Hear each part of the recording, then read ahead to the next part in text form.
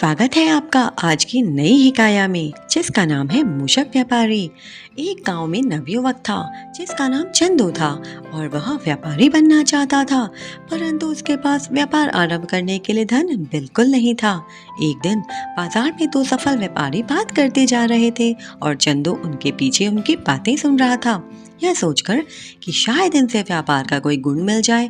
एक व्यापारी कहने लगा, व्यापार करने के लिए धन की नहीं बल्कि लगन और चतुराई की जरूरत होती है। कोई चाहे तो इस कूड़े में मरे चूहे से भी व्यापार शुरू कर सकता है। चंदू ने सोचा, क्या सचमुच इस मरे चूहे से भी व्यापार शुरू किया जा सकता है? हाँ, लगन और चतुराई तो मुझ में है ही। बस उसने जाकर वह मरा हुआ चूहा उठा लिया। तभी एक सेठ अपनी बिल्ली को गोद में उठाए उधर से गुजर रहा था और चंदू के दिमाग में एक तरकीब आई। वह चूहा उठाए उस सेठ के आगे चलने लगा। सेठ की बिल्ली ने चूहे को देखकर उतावली हुई और म्याऊं म्याऊं करके बुलबुलाने लगी। सेठ ने युवक से कहा, क्यों भाई, चूहा बेचोगे? चंदू ने कहा, हाँ क्यों नहीं। सेठ ने उसे एक सिक्का दे दिया। चंदू सिक्का लेकर आगे चला। इस एक सिक्के से क्या किया जाए? तभी उसने आगे एक प्याऊ नजर आई। लोग पानी पीकर प्याऊ वाले को धन्यवाद दे रहे थे और सिक्के दे रहे थे। बस चंदू ने सोचा, क्यों ना यही काम किया जाए। यह सोचकर वह एक घड़ा खरीद लाया। उसमें पानी भरकर खेतों के निकट बैठ गया और आने जाने वाले किसानों को पानी देने लगा और उससे कमाई होने लगी। एक दिन किसी से सुना, अगले महीने एक बड़ा व्यापारी 500 घोड़े लेकर शहर आने वाला है। उसके बाद चंदू समय निकालकर घड़े में पानी और गुड़ डालकर यदा कदा गर्मी के रोज दोपहर बाद जंगल पहुंच जाता और घसियारों को मुफ्त में शरबत पिलाता। घसियारे बहुत आभारी हो गए और वह उन्हें कुछ देना चाहते थे। चंदू ने कहा, समय आएगा तो जरूर मौका दूंगा। व्यापारी के आने की शाम चंदू घसियारों के पास गया और अपनी सारी जमा पूंजी देकर कहा, आज जितनी घास आपने काटी है वह मुझे दे दो। घसियारे तुरंत मान गए। व्यापारी शहर पहुंचा और उसे घोड़ों के लिए घास नहीं मिली, केवल एक जगह घास का अंबार लगाए चंदू मिला। उसके पास 500 गट्ठर थी।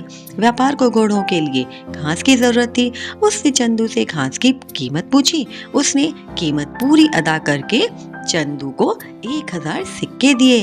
कुछ महीनों बाद एक जहाज माल लेकर नगर में आया।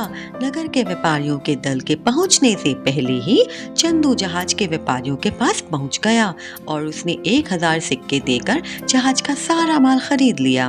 नगर के व्यापारियों को चंदू से ही माल खरीदना पड़ा। चंदू ने व्यापारियों से पैसे लेकर जहाज वालों को पूरी कीमत चुका दी। शहर के व्यापारियों में चंदू बहुत मशहूर हो गया।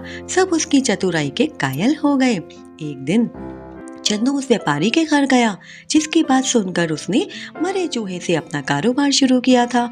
उसने एक सोने का चूहा सामने रखा और बोला, आप मेरे गुरु हो, यह सोने का चूहा गुरु दक्षिणा के रूप में स्वीकार कीजिए। चंदू ने मरे चूहे से लेकर अब तक की सारी कहानी उसे सुना दी। व्यापारी चकित रह गया। उसने शरबत मंगवाकर चंदू को पिलाया और कहा, चंदू, तुम्हारे जैसे नवयुवक को मैं खोना नहीं चाहता। मेरी विवाह योग सुंदर सुशील बेटी है। तुमसे योग्य वर मुझे नहीं मिल सकता। मुझे गुरु दक्षिणा के रूप में यह संबंध चाहिए। चंदू ने रिश्ता सहर्ष स्वीकार कर लिया और उसी सेठ की बेटी से उसका विवाह हो गया।